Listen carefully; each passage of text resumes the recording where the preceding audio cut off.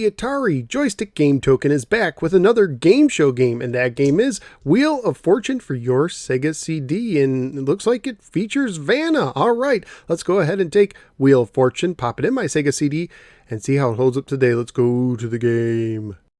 Wheel of Fortune for the Sega CD was published by Sony ImageSoft and carries a copyright year of 1994. It was developed by Absolute, a company who was made up largely by former Activision employees, and started out making games in the late 80s for the Atari 2600, including skateboarding, which I recently reviewed in episode 359. The manual introduces the game as follows. Welcome to America's favorite TV word game show. Now on your Sega CD system, letter by letter, consonant by vowel, you will enjoy solving Wheel of Fortune's tricky word puzzles and piling up cash and other prizes as you win. Vanna White, everyone's favorite Lady of Letters, is here in fully digitized animated form, along with all kinds of interesting on-screen contestant types to choose from, lifelike versions of the spinning wheel and the puzzle board, and lots of fun, realistic sound effects. Wheel of Fortune on your Sega CD system is just like the real thing on TV, and even more fun because you're the contestant. Wheel of Fortune is a game show game for 1 to 3 players and has one standard mode of difficulty. When using multiple players, you can all share one controller, 2 controllers, or 3 controllers using, and I quote, a licensed multi-tap. Single players can either play by themselves or select up to 2 computer-controlled players. 2 players can also just play by themselves or add a third computer-controlled player. To begin, you select the number of players you want to play, including computer-controlled players. Once selected, you could choose from a small selection of available male and female players, pressing up to make them computer controlled, and then enter a name for each of them. For this review, I'm going to assume most viewers understand the basics of Wheel of Fortune. This is a bare bones version consisting of 4 rounds and a bonus round for the leader after 4 rounds. As the rounds progress, higher dollar amounts and different prizes will be added to the wheel. For the 4th round, if you take too long, Vanna will give the wheel a final spin, and the players will take turns guessing letters using the amount Vanna landed on. The minimum prize for guessing a puzzle is a whopping $200. Wow! When it's your turn, you could choose to spin, buy a vowel, or solve the puzzle. When you spin, you hold down the A button to start a power meter and let go to spin.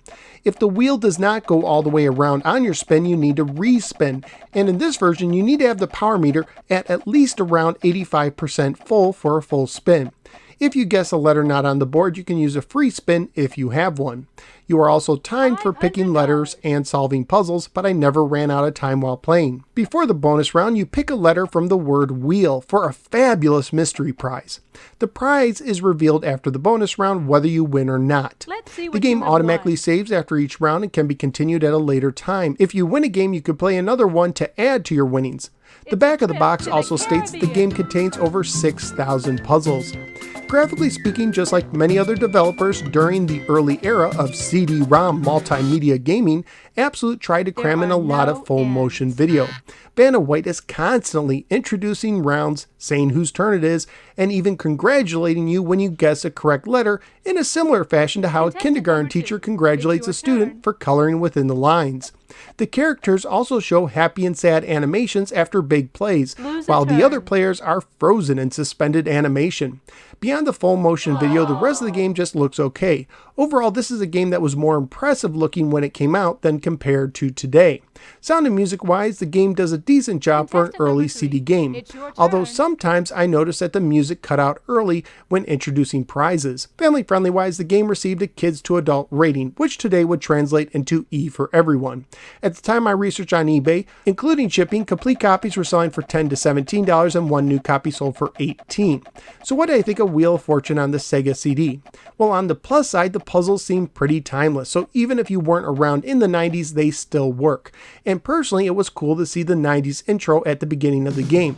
But the game itself has some big problems, even for a Wheel of Fortune fan like myself. For one thing, having to fill the majority of the power meter makes no sense and also makes it hard to aim your spin. Also, it seems that the game simply uses a regular puzzle for the bonus round, and it doesn't even bother to tell you when there are no more vowels left in a puzzle. But the biggest problem is how long it takes to play a single game. The loading isn't terrible by itself, but there is a little bit of it between each action, which leads to a lot of waiting overall. Listen to Vanna, short load. Spin the wheel, which takes a long time to spin, by the way, and a short load. Pick an option, short load. Guess a letter, short load. Listen to Vanna, short load, and repeat. In the end, this video game, based on a game show that lasts 30 minutes on TV with commercials, took me about 40 minutes to play without commercials on the Sega CD, and that's just too long. And with so many other options to play Wheel of Fortune, this version doesn't really make much sense to play today. So where am I going to rank Wheel of Fortune? It's going to contend with Joe Montana's Football for the bottom spot, but since Joe moves a little bit faster, Wheel of Fortune is going to land on the bankrupt. So out of the 5 games I've now ranked on the Sega CD, Wheel of Fortune is spinning into the 5 position. Wheel of Fortune is not worth the slow pacing on the Sega CD. So what do you think of the game? Whether you agree or disagree with me, feel free to let me know in the comments below. Also feel free to click the like and subscribe buttons and follow me both on the Facebook or the Twitter. I'm also a member of the Retro Junkies Network. At this time, I'd like to thank all my Patreon supporters who voted to make the Sega CD the featured system of the month.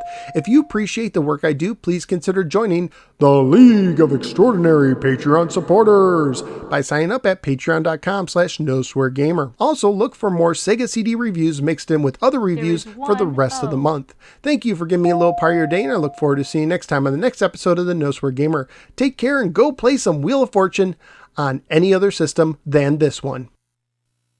That was very good.